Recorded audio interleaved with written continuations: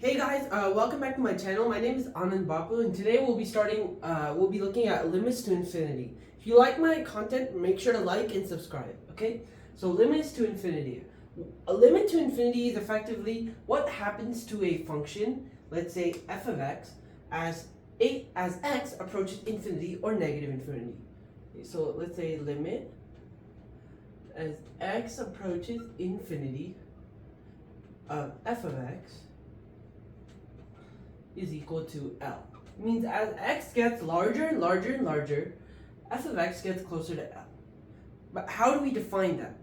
We define it by saying if we want to get f of x to be some amount within L, we can say it will be so for all x beyond some point. Basically, we say I want it to be within 3 of L. Now I'll say, okay, beyond, let's say, m, it will always be between 3 of L. Say if I say I want to be within 2 of L, then let's say beyond some other point, it will always be within 2 of L. Say I want to be between 0.1 of L. Then I can say beyond some point, it will always be within 0.1 of L.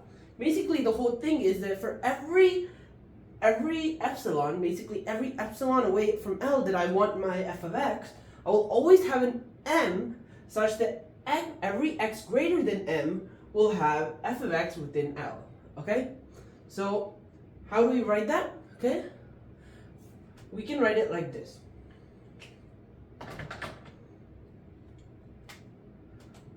For every epsilon greater than 0, there exists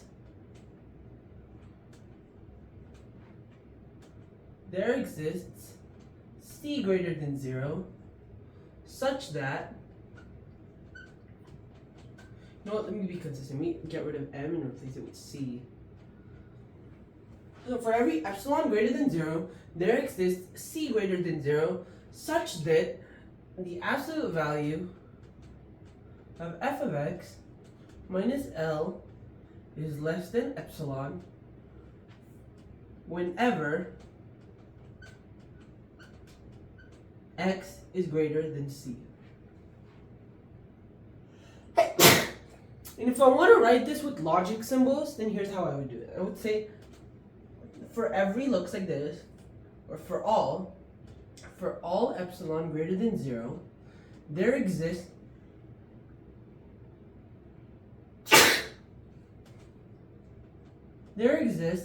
a c greater than 0 such that you can just write st.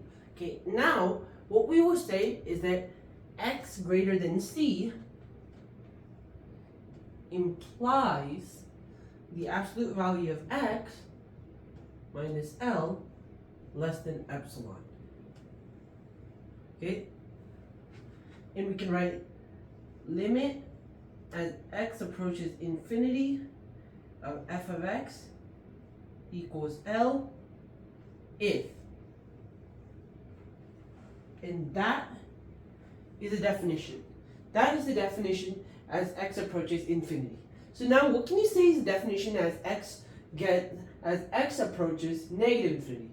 Well, it's just for all x less than some number, we can say that f of x will be within some L. So instead of x greater than c, you just have x less than c. Then you would have the limit as f of x, a limit as x went to infinity, a negative infinity of f of x. That would be the only difference. Okay? So now let's move on to defining what a continuous function is. Let's look at some examples of continuous functions. As we all know, a continuous function is something that you can draw without pulling your pen up. In other words, if you were to draw a function that was continuous, let's say x, oopsies, y, x. If you had a function that was continuous, you do it without putting your pen up. Example, if I were to go here and then I was to go here, the function would no longer be continuous because I had to lift my pen. And that's a pretty good idea for continuity. But we need to be able to define what it means to be continuous in a rigorous way, meaning it has to be mathematically defined. So the first way we can get around to saying a function is continuous is by saying if it approaches a point, the function has to be equal to that point, meaning that if the function approaches here, then you can't have a hole here and be defined like that. Okay? So when we say approach, we should always think limit. So what we say is f of x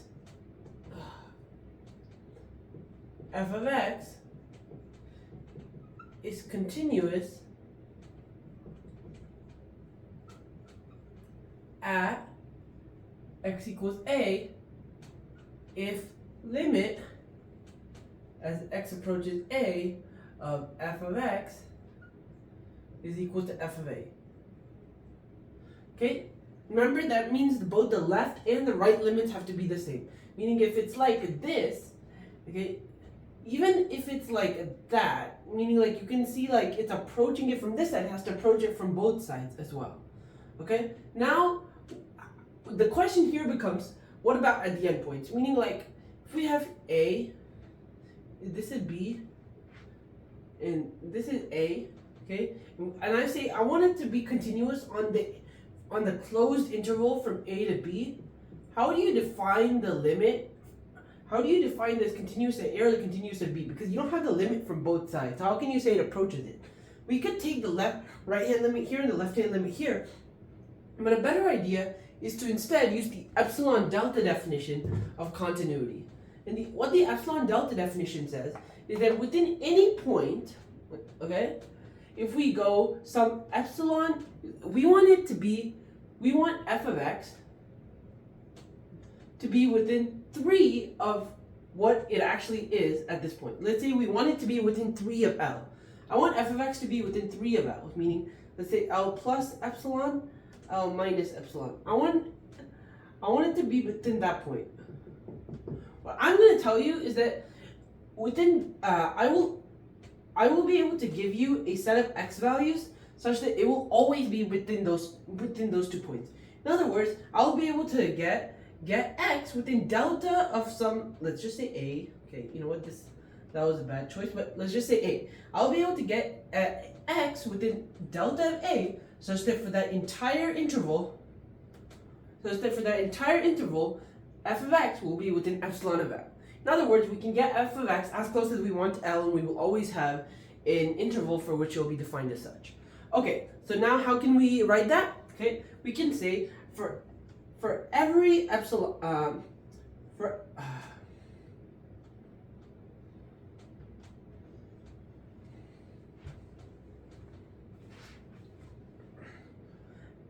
f of x is continuous